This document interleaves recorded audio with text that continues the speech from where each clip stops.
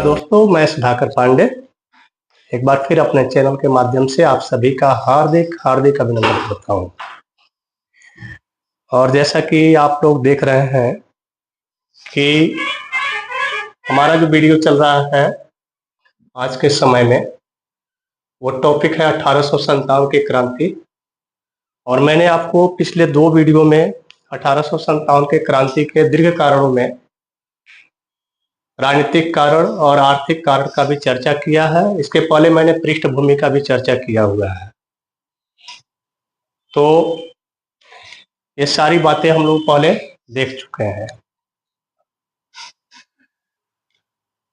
तो मैंने बताया था पिछले वीडियो में, अगर आप नहीं देखे होंगे तो देख लीजिएगा। पिछले वीडियो में मैंने बताया था कि जैसे जैसे EIC के खर्च बढ़ रहे थे, वैसे वैसे वे इस खर्च को मेंटेनेंस करने के लिए समय समय पर अलग अलग प्रकार के कर लगाए थे। सबसे पहले मैंने आपको इजारेदारी व्यवस्था के बारे में बताया था, फिर आपको अस्थाई बंदोबस्त के बारे में बताया था, और आज की जो हमारी टॉपिक होगी वह होगी रैयतवाड़ी बंदोबस्त। तो सबसे पहले हम लोग ये समझेंगे कि रैयत का मतलब होता क्या है। तो रैयत का मतलब होता है किसान। रैयत माने किसान। और यह व्यवस्था सबसे पहले 1792 ईस्वी में कर्नल रीड द्वारा लगाया गया था सबसे पहले, लेकिन वो सुचारू रूप से नहीं था, सुचारू नहीं था। कहाँ लगाया गया था? तो 12 महल में, 12 महल में लगाया गया था। आपको पता होगा ये 12 महल कहाँ है? तो 12 महल आपको मद्रास में पड़ता है। 12 महल मद्रास में पड़ता है। ये क्यों लगाए गए थे? तो इसके पहले जो हम लोग पढ़े थे अस्थाई बंदोबस्त, जिसे आप परमानेंट सेटलमेंट के नाम से भी जानते हैं, स्थायी बंदोबस्त, इसमें क्या थे? जमींदार को कर वसूलने का अधिकार था। तो जमींदार जो है, जो ब्रिटिश कंपनी टैक्स लगाई थी उसको वसूलते थे, और बाकी के जो राशि थे उसका गबन करते थे, यानी जो टैक्स था उससे ज्यादा भी टैक्स लिया करते थे। तो इस तरह से इससे ब्रिटिश सबको कोई विशेष फायदा नहीं हुआ। हाँ, जमींदार अमीर होते चले गए, और उनका जब था किसानों से संपर्क टूट गया। तो इसमें आगे चल करके सुधार किया गया और व्यवस्था को लाया गया, और एक व्यवस्था लाया गया था, कौन? रैयतवाड़ी बंदोबस्त, जिसमें आपको मैंने रैयत के बारे में बताया। रैयत का तात्पर्य है किसान। अब किसान डायरेक्ट अपनी कर जो है ले जा करके ब्रिटिश EIC को जमा करेगी। और इस व्यवस्था को सबसे पहले कर्नल रीड ने, जिसे अलेक्जेंडर रीड के नाम से भी जाना जाता है, अलेक्जेंडर रीड ने इसे 12 महल में लगाया था, 12 महल में। और ये 12 महल कहाँ पे है? मद्रास। लेकिन यह व्यवस्था जब रीड लगाया था तो उतना सुचारू रूप से काम नहीं करता था।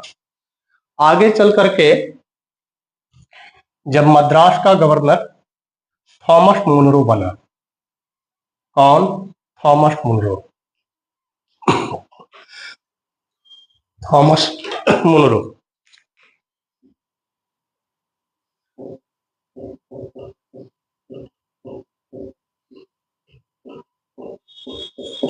मद्रास का गवर्नर था।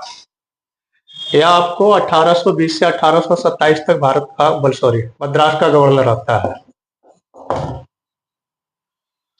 और इसने क्या किया? इस व्यवस्था को सुचारू रूप से चलाने का प्रयास किया, सफल भी रहा। इसी कारण रैयतवाड़ी व्यवस्था का जो जनक माना जाता है वह कर्नल रीड और थॉमस मुनरो दोनों को माना जाता है। अगर दोनों ऑप्शन रहेगा तो दोनों लगाएंगे, अगर एक रहेगा थॉमस रीड और कर्नल रीड, इनमें से एक को चुनना होगा तो आप थॉमस रीड को लगाएंगे, थॉमस मुनरो को लगाएंगे। ये भी क्वेश्चन कई बार कई परीक्षाओं में पूछा है, तो इसको भी आप ध्यान में रखेंगे।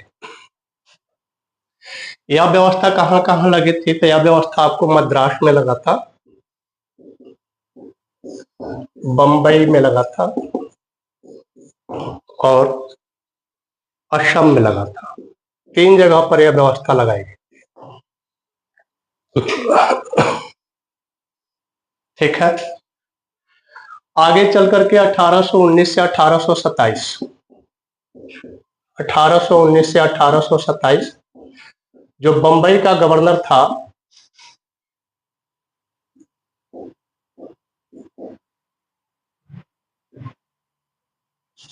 एलिफिंस्टन था, एलिफिंस्टन, इसको क्या किया, इसने बंबई में लगाया था। कब? 1825 में। तो ध्यान देना है, बंबई में कौन लगाया था? एलिफिंस्टन। कब? 1825 में। इसमें क्या होता था कि किसान डायरेक्ट जमा करते थे, और यह व्यवस्था आगे चल करके 1858 ईस्वी में संपूर्ण दक्कन प्रदेशों में लगाया गया था, प्रदेश में। अगर पूछा जाए कि रैयतवाड़ी जो व्यवस्था थी, यह व्यवस्था के जनक कौन थे? तो थॉमस मुनरो थे और कर्नल ग्रीड थे। सबसे पहले इसे 12 महाल पे लगाया गया था, मद्रास में। फिर आगे चल करके इसे मद्रास, बंबई और असम में लगाया गया था। जब बंबई का गवर्नर एल्फिंस्टन था, तो उसने अपने शासनकाल में इसे बंबई में भी लगाया, और आगे चल करके 1858 तक ये पूरे दक्कन प्रदेश में लगाए जा चुके थे। इस व्यवस्था में क्या था कि किसान डायरेक्ट लाके कर जमा करते थे, और किसानों को भूमि का मालिकाना हक मिल गया। अब किसान भूमि के मालिक हो गए।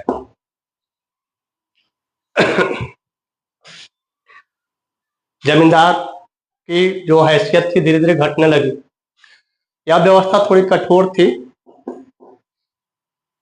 जो किसान लगान समय से नहीं देते थे, उनकी भूमि छीन ली जाती थी। इस तरह से कितने किसान तो भूमिहीन हो गए थे। यह व्यवस्था अब अगर पूछा जाए तो दक्षिण और पश्चिम भारत में लगाया गया था। तो क्या कारण था दक्षिण और पश्चिम में इसको लगाने के? तो यह व्यवस्था भारत के दक्षिण और पश्चिम में इसलिए लगाया गया था क्योंकि दक्षिण और पश्चिम में जमींदार बहुत कम थे। इसी कारण जो है यह व्यवस्था दक्षिण और पश्चिम में लगाए गए थे। किसान इसमें अपने भूमि के मालिक हो गए थे। समय से कर नहीं देने पर उनके कर छीन लिए जाते थे। अब इसमें और भी कुछ विशेष बातें थी। इस व्यवस्था के तहत किसानों को 1/2 इसका उपज का 1/2 लगान देना होता था। क्वेश्चन पूछेगा कि रैयतवाड़ी सिस्टम में कितना कर देना होता था, तो 1/2। ध्यान रखेंगे इसको। इसमें एक समझौता किसानों के साथ किया गया था कि 30 वर्ष बाद इसमें संशोधन होगा और करों में कमी या अधिक किया जा सकता है। तो ये कुछ पॉइंट रहे आपके रैयतवाड़ी का। आगे एक सिस्टम फिर चलता है। कमेंट करके जरूर बताएंगे समझ में आ रहा है नहीं आ रहा है, क्योंकि अभी जो व्हाइट बोर्ड का यूज हो रहा है, इसको यूज करने में और वीडियो बनाने में काफ़ी प्रॉब्लम होती है। फैन भी नहीं चलती है, गर्मी का मौसम है, काफ़ी दिक्कतें होती हैं। तो मैं चाहूँगा कि आप मेरा उत्साह बढ़ाएं, चैनल को लाइक सब्सक्राइब करते रहें, ताकि मैं और अच्छे से आपको कंटेंट जो है देते रहूं। अब हम लोग आएंगे महालवाड़ी।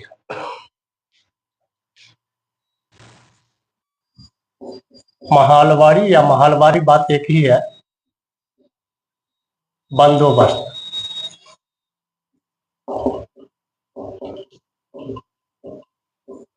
महालवाड़ी बंदोबस्त, क्या आप बता सकते हैं कि महालवाड़ी बंदोबस्त को और किन किन नामों से जाना जाता है? तो चलिए देख लेते हैं। अन्य नाम में आ जाएंगे महालवाड़ी के। पहले इसका अर्थ देख लेते हैं। महालवाड़ी का जो उत्पत्ति है वह महाल शब्द से या महल शब्द से हुआ है। हिंदी के महल शब्द से, महाल शब्द से, जिसका अर्थ होता है मोहल्ला या गांव। महलवाड़ी का मतलब होता है मोहल्ला या गांव। इसके तहत पीआईसी ने यह डिसाइड कर दिया था कि अब हम कर ना तो जमींदार से लेंगे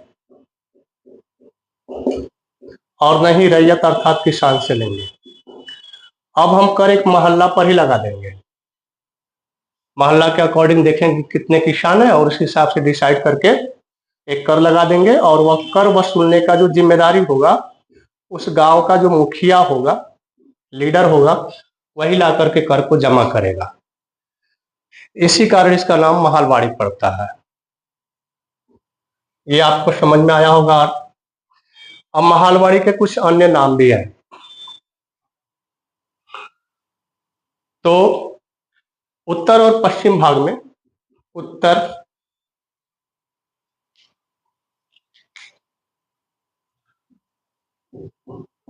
और पश्चिम भाग में, भारत के उत्तरी पश्चिमी भाग में इस व्यवस्था को मौजावार व्यवस्था के नाम से या मौजवार व्यवस्था के नाम से जाना जाता था। मौजावार काफी इंपॉर्टेंट पॉइंट है, इससे क्वेश्चन बन सकते हैं आगामी। आपको जो बीपीएससी टीआरई 0.4 है, इसमें इसके संभावना ज्यादा बन रही है। आप तो नॉर्मल पढ़ लिए हैं कि महलवाड़ी क्या है, महलवाड़ी क्या है, लेकिन इस नाम को भी आप ध्यान में रखिएगा, मौजावार व्यवस्था। मध्य प्रांत की बात करें, मध्य प्रांत मतलब मध्य प्रदेश। मध्य प्रदेश में अगर हम बात करें तो इस महलवाड़ी व्यवस्था को मालगुजारी बंदोबस्त के नाम से भी जाना जाता है। ये रहा। अब इसके बात करते हैं जनक के। किसका दिमाग था, किसने इसको लगाने का सजेस्ट दिया? तो वो है जनक। किसके? जनक हॉल्ट मैकेंजी।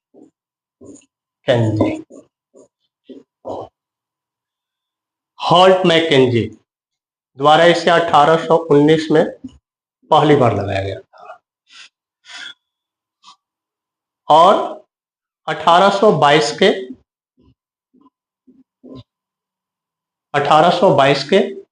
रेगुलेशन एक्ट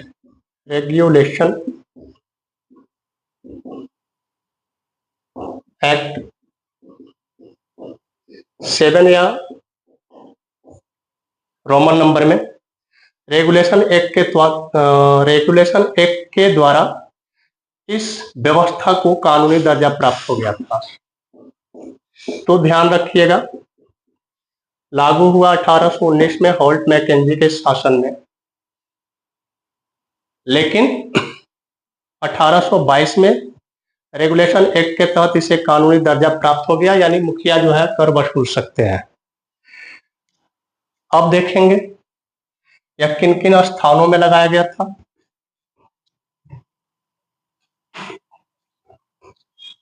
स्थान की बात कर लेते हैं। यह संपूर्ण भारत के 30% हिस्से पे लगाया गया था।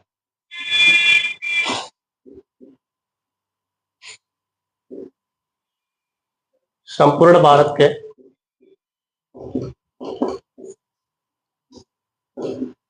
30% हिस्सों पर यह लगाया गया था। 30%। स्थान कहाँ कहाँ है? स्थान जरूर याद रखिएगा आप लोग, इसी से क्वेश्चन बनेंगे। तो सबसे पहले आप याद रखेंगे मध्य प्रदेश, या इसको मध्य प्रांत भी आ सकता है, तो आपको कंफ्यूज नहीं होना है। मध्य प्रदेश कहे चाहे मध्य प्रांत कहे, बात एक ही है। गंगा की घाटी बोलेगा, गंगा की घाटी या गंगा घाटी में उत्तर प्रदेश। अब उत्तर प्रदेश में भी कहा? आगरा और अवध। ध्यान रखिएगा, वो आपको फंस आएगा, संपूर्ण यूपी में नहीं, आगरा और अवध। ठीक है, पंजाब में यहां पे लगाया गया था। अगर हम बात करें उत्तरी भारत में, समझ में आ रहा है सबको? महालवाड़ी व्यवस्था संपूर्ण भारत के 30% हिस्सों पर। स्थान है मध्य प्रदेश, गंगा घाटी में यूपी, आगरा और अवध तथा पंजाब। अब पूछेगा, नोट करके लिख सकते हैं, उत्तरी भारत में अस्थाई महालवाड़ी, उत्तरी भारत में महालवाड़ी व्यवस्था के या बंदोबस्त के जो जनक हैं वो कौन है? Martin bird. ऊपर लिख देते हैं या यहीं पे लिख देते हैं, दिखेगा नीचे, आप लोग को नहीं दिखेगा। Martin bird. तो उत्तरी भारत में महालवाड़ी व्यवस्था के जो जनक है वो मार्टिन बर्ड है। और वैसे पूछा जाएगा तो हॉल्ट मैकेंजी हो जाएंगे। इसमें शुरू में जो लगान का रेट था वो काफी ज्यादा था। कितना? तो 80%। किसका? भूमि का। भूमि के हिसाब से लगाया जाता था। बाद में इसे घटा करके 66% किया गया। और लॉर्ड डलहौजी जब आया, लॉर्ड डलहौजी के बारे में आपको आइडिया होगा, रिपीट करते हैं, शुरू में 80, बाद में 66। और जब लॉर्ड डलहौजी भारत का गवर्नर जनरल बना, उसका सेशन आप जानते भी होंगे 1848 से 1856 रहा है। तो उसने इसमें कमी किया और इसको 50% ला दिया। ठीक है। और इसमें लगान का जो लगान जो लिया जाता था उसका प्रक्रिया था, कर कैसे लिए जाते थे? तो अनुमान से लिए जाते थे कि इस भूमि पर इतना उपज हो सकती है, तो अनुमान से लिए जाते थे। इसके तहत भी जो मुखिया साहब अपने एरिया का लगान नहीं दे पाते थे, उन सबकी भूमि छीन जाती थी। और यही कारण रहा कि 1857 के क्रांति में जिनकी भूमि 1857 के क्रांति के पहले इस व्यवस्था के तहत जिनकी भी भूमि छीनी थी वह इससे असंतुष्ट थे और अंग्रेजों के प्रति क्रांति करने के लिए तैयार थे। और इसमें यहाँ तक ये भी पढ़ेंगे कि जो जमींदार साहब थे उनको तो फायदा हो रहा था, तो वो 1857 की क्रांति में हम भारतीयों का साथ न देकर ब्रिटिश का साथ दिए थे। तो इस प्रकार जो भू राजस्व प्रणाली बनती है अंग्रेजों के द्वारा भारत में जो लाई जाती है, वो भी 1857 के क्रांति का एक कारण रहा। तो इस प्रकार हमने ब्रिटिश शासन के अधीन भू राजस्व प्रणाली को पढ़ा। अगर वीडियो अच्छा लगा तो लाइक सब्सक्राइब करेंगे। मिलते हैं अगले वीडियो में, तब तक के लिए जय हिंद जय भारत। बने रहेंगे इसी चैनल पर। मैं सुधाकर पांडे। Thank you.